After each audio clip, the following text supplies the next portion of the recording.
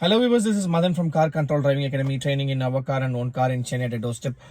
So viewers, இந்த video பார்த்தீங்கன்னா beginners, so அது இல்லாமல் கார் கொஞ்சம் இப்போதான் கற்றுக்கிட்டு டிரைவ் பண்ணுறவங்களுக்கு என்னென்ன மிஸ்டேக்ஸ் பண்ணுறாங்க, நான் என்னோட ட்ரைனிங்ஸ் நான் பண்ணும்போதும் என்னென்ன மிஸ்டேக்ஸ் பண்ணியிருக்காங்க, அதை பற்றி தான் இந்த வீடியோவில் சொல்ல போகிறேன்.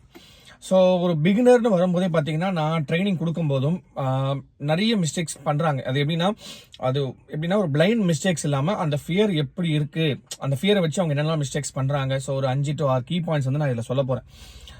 ஸோ வந்து பார்த்தீங்கன்னா ஃபர்ஸ்ட் பாயிண்ட் வந்து பார்த்தீங்கன்னா ஃபர்ஸ்ட் ஒரு மேனுவல் காரை பொறுத்த வரைக்கும் பார்த்தீங்கன்னா ஃபர்ஸ்ட் நீங்கள் அந்த கியர் கான்செப்ட்ஸ் தான். ஸோ கியர் கான்செப்ட்ஸ் பொறுத்த வரைக்கும் நமக்கு ரொம்ப ரொம்ப தெளிவாக இருக்கணும். எந்த கியருக்கு எந்த ஸ்பீடில் போனால் எந்த கியர் போடணும். ஸோ அந்த கியர் போடுற மெத்தட் இருக்குது பார்த்தீங்கன்னா, அந்த மெத்தடே பார்த்தீங்கன்னா கியரை ஹோல்ட் பண்ணுறது ரொம்ப வந்து டைட்டாக ஹோல்ட் பண்ணி போடுறாங்க. ஸோ கியரை வந்து ரொம்ப ஸ்மூத்தாக போடலாம். இப்போ வர வெஹிக்கல்ஸ் எல்லாம் பார்த்தீங்கன்னா ஆல்மோஸ்ட் நல்லாவே வந்து ரிஃபைன்மெண்ட் ஆகிருக்கு. ஸோ ரிஃபைன்மெண்ட் ஆகும்போது நீங்கள் என்ன பண்ணலாம், அழகாக மெதுவாக அப்படி தள்ளி போடலாம். பட் என்ன பண்ணுறாங்கன்னா இவங்க வந்து ரொம்ப ஹார்டாக அப்படி பிடிச்சிக்கிறாங்க. ஸ்டேரிங் வந்து அதாவது கியர் நாபை வந்து பார்த்தீங்கன்னா நல்லா ஹார்டாக பிடிச்சிட்டு அதை வந்து ரொம்ப டைட்டாக தள்ளி போடணும். அதாவது பழைய காலத்தில் அந்த கவர்மெண்ட் பஸ்ஸில் போடுற மாதிரி நினச்சி பண்ணுறாங்க. ஸோ அது தப்பு. ஸோ நீங்கள் வந்து உங்கள் கையை வந்து ரொம்ப ஃப்ரீயாக வச்சுக்கணும். ஃப்ரீயாக வச்சுக்கிட்டிங்கன்னா மட்டும்தான் உங்களோட கியரை வந்து நீங்கள் போட முடியும். ஸோ அது இல்லாமல் நல்ல கான்ஃபிடென்ட்டாக போடணும். ஸோ கியர் போடும்போது நிறைய பேர் எனக்கு கேட்குது, சார் நான் ஃபர்ஸ்ட் கியர் போட்டேன்னா இல்லை செகண்ட் கியர் போட்டேன்னா, இல்லைனா தேர்ட்லேருந்து வரும்போது நான் வந்து 4th கியர் போட்டேன் செகண்ட் கியர் போட்டேன்னா. ஸோ இது எல்லாமே கேட்கும்போது என்ன பண்ணுறாங்கன்னா அந்த கன்ஃபியூஷன் என்னன்னா அவங்களுக்கு என்ன பண்ணுறாங்கன்னா ரோடை பார்த்து கியரை போடாமல் கீழே பார்த்து கியர் போடுறாங்க. அப்படி போகும்போது என்ன ஆகும்னா உங்களோட ஸ்டியரிங் கோஆர்டினேஷன் கண்டிப்பாக மிஸ் ஆகும். ஸோ கியர் போடும்போது ரொம்ப ரொம்ப கிளீனாக இருக்கணும். கிளீனாக நீங்கள் கான்ஃபிடென்ட்டாக கியர் போடணும். ஸோ அந்த மாதிரி போடும்போது மட்டும்தான் உங்களுக்கு கியர் வந்து கரெக்டாக வந்து ஃபர்ஸ்ட் கியர் தான் விழும். ஸோ அதே மாதிரி என்னன்னா கிளச்சை வந்து ஃபுல்லாக க்ளோஸ் பண்ணாமல் கியர் போட ட்ரை பண்ணுறாங்க. ஸோ அந்த மாதிரி ட்ரை பண்ணாலும் உங்களுக்கு கியர் விழாது. கிளச்சுன்றது ஒவ்வொரு வெஹிக்கிளுக்கும் ஒரு மாதிரி இருக்கும். நான் நிறைய வீடியோ சொல்லியிருக்கேன். ஒரு சில வெஹிக்கிளில் ஃபுல்லாக போகும், ஒரு சில விதத்தில் ஆஃப் கிளச் வச்சு பண்ணால் கியர் விழும். ஸோ ஆனால் கியர் வந்து கண்டிப்பாக விழும்னா கிளச்சை நீங்கள் ஃபுல்லாக ப்ரெஸ் பண்ணால் மட்டும்தான் கியர் நல்லா விழும். ஸோ அதுக்கு நீங்கள் முதல்ல கான்ஃபிடென்ட்டாக உங்களுடைய கியரை போடுறதுக்கு நீங்கள் பழகிக்கணும். ஸோ வண்டி வந்து ஆஃபில் வச்சிருக்கும் போது நீங்கள் என்ன பண்ணணும்னா உங்கள் பாம் வச்சு first, second, third, fourth, fifth வந்து நீங்கள் கண்டினியூஸாக வந்து பார்த்தீங்கன்னா ஒரு 4-5 நாள் இதையே நீங்கள் ப்ராக்டிஸ் பண்ணாலே கண்டிப்பாக உங்களுக்கு அந்த கியரோட நாப் வந்து உங்களுக்கு ஃபெமிலியர் ஆகிட்டு ஆட்டோமேட்டிக்காக நீங்களே வந்து நான் சொல்கிறதுக்கு அதாவது நீங்களே பண்ண ஆரம்பிச்சிருவீங்க. ஸோ இது வந்து மொதல் விஷயம், அந்த கியர் போடுறது ரொம்ப ரொம்ப தப்பு பண்ணுறீங்க. ஸோ அது எப்படி பண்ணணுன்றதை சொல்லிட்டேன். செகண்ட் வந்து பார்த்தீங்கன்னா steering and gear knob coordination. அதாவது கியர் போடும்போது ஸ்டேரிங்கும் கியரும் ஒன்னா கோஆர்டினேஷன் ஆகணும். சில பேருக்கு பார்த்தீங்கன்னா கியர் போடும்போது பார்த்தீங்கன்னா அதாவது ஸ்டியரிங் வந்து ஒரு ரைட்டோ இல்லை லெஃப்டோ வந்து லெஃப்ட் ரைட் வந்து கோஆர்டினேஷன் வந்து வண்டி வந்து வெளியே போகும். ஸோ அது ஏன் நடக்குதுன்னா இவங்க வந்து ஸ்டியரிங் வந்து ரொம்ப ரொம்ப டைட்டாக ஹோல்ட் பண்ணிப்பாங்க.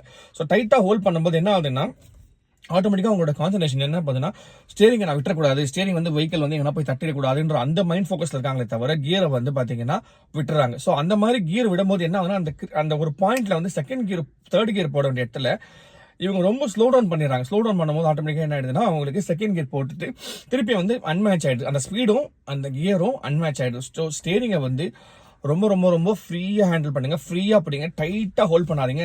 மோஸ்ட்லி 9 o'clock 3 o'clock பொசிஷன் வந்து பிகினர்ஸ்க்கு நல்லா சூட் ஆகும். ஸோ அதுலேயும் நிறைய பேர் என்ன கேட்குறாங்கன்னா ஸ்டேரிங்கில் வந்து நான் 1-on-1 மெத்தட் யூஸ் பண்ணுமா, புஷ்புல் மெத்தட் யூஸ் பண்ணுமான்னு.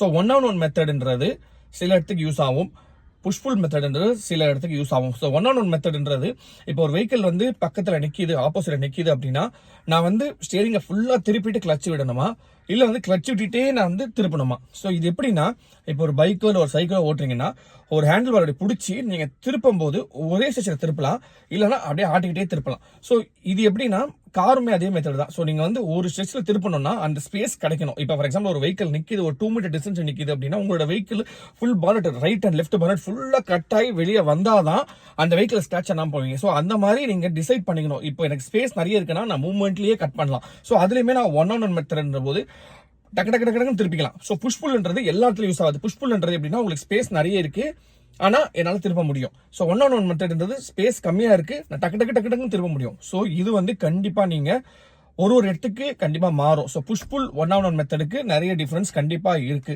ஸோ அடுத்த விஷயம் நிறைய பேர் என்ன பண்றாங்கன்னா சைடு மிரர்ஸ். நான் நிறைய வீடியோஸ் சொல்லியிருக்கேன். சைடு மிரர்ஸ் கண்டிப்பாக சைடு மிரர் காரோட அதாவது பாடி ரொம்ப பெருசு 2 wheeler மாதிரி நினைச்சிட்டு ஓட்டுறாங்க. So left mirror mostly beginners 99% நான் நிறைய பேர் ட்ரைனிங் கொடுத்துருக்கேன். கண்டிப்பா சைடு மிரர் பாக்குறதே இல்லை. ஸோ கண்டிப்பா காரை பொறுத்த வரைக்கும் நீங்க சைடு மிரர் பாக்கீங்கன்னா நீங்க கண்டிப்பா ஸ்கிராட்ச் வாங்குவீங்க. ஸோ அது ரொம்ப ரொம்ப ரொம்ப நீங்க கிளீனா இருக்கணும்.